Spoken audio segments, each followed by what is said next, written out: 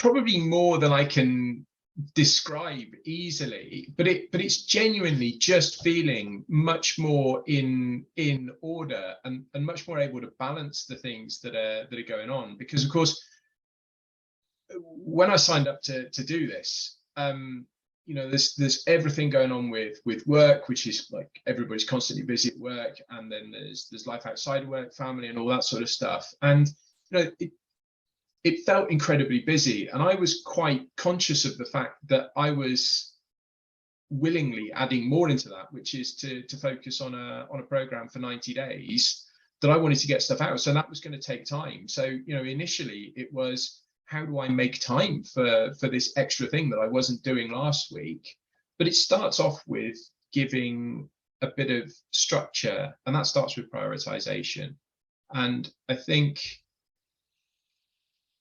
the stuff that we did really early on to make sure that I was putting the structure in place to absolutely make sure I could maintain my commitments out of work, my commitments in work, and make time for doing the stuff for the resilience, the mindfulness stuff, and you know, getting out for a run and preparing meals and all this sort of stuff. That early stuff to get myself organized, to create the space, to prioritize, to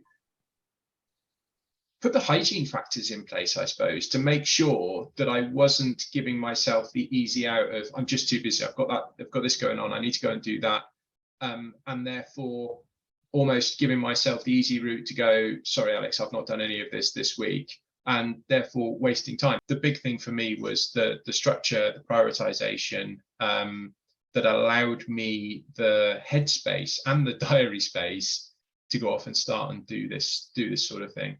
The realization that I came before I started on this was, if I really knew how to do it and I had all I needed to do it, I would have done it, but I hadn't. So therefore something was missing.